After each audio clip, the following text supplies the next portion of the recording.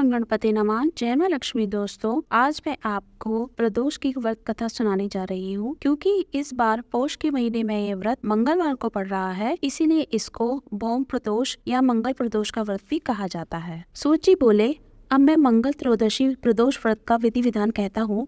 मंगलवार का दिन व्याधियों का नाशक है। इस व्रत में एक समय व्रती को गेहूं और गुड़ का भोजन करना चाहिए। देव प्रतिमा पर लाल रंग का फूल चढ़ाना और स्वयं लाल रंग के वस्त्र धारण करने चाहिए। इस व्रत के करने से मनुष्य सभी पापों व रोगों से मुक्त हो जाता है, इसलिए किसी प्रकार का संशय नहीं है। अब मैं आपको उस बुढ़िया की कथा सुनाता हूँ जिसने यह व्रत किया, वह मोक्ष को प्राप्त हुई। अत्यंत प्राचीन काल की बात है। एक नगर में एक बुढ़िया रहती थी। उसके मंगलिया नाम का एक पुत्र था। वृद्धा को हनुमान जी पर बड़ी श्रद्धा थी। वह प्रत्येक मंगलवार को हनुमान जी का व्रत रखकर यथाविधि उनका भोग लगाती थी। इसके अलावा मंगलवार को ना तो घर लीपती थी और ना ही मिट्टी खोदती थी।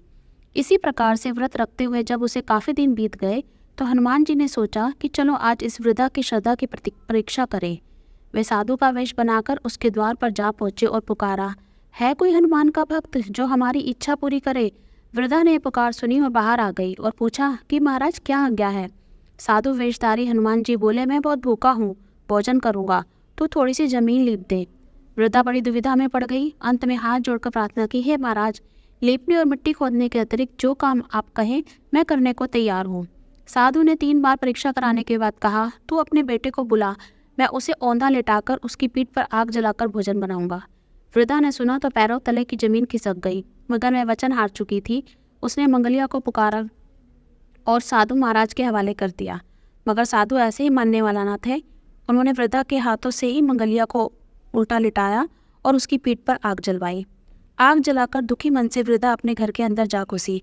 साधु जब भोजन बना चुका था तो उसने वृद्धा को बाहर बुलाकर कहा कि वह मंगलिया को पुकारे ताकि वह भी आकर भोग लगा ले।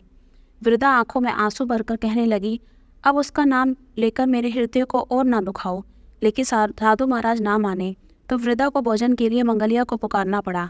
पुकारने की देर थी कि मंगलिया बाहर से हंसता हुआ घर में दौड़ा आया। मंगलिया को जीता जागता देखकर वृद्धा को सुखद आश्चर्य हुआ। वह साधु महाराज के चरणों में गिर गई। साधु महाराज ने उसे अपने असली रूप के दर्शन दिए। हनुमान जी अपने आंगन में देखकर वृद्धा को लगा कि जीवन सफल हो गया है। प्रकार भौम प्रदोष व्रत की कथा यही समाप्त हुई। बोलो हनुमान बाबा की जय।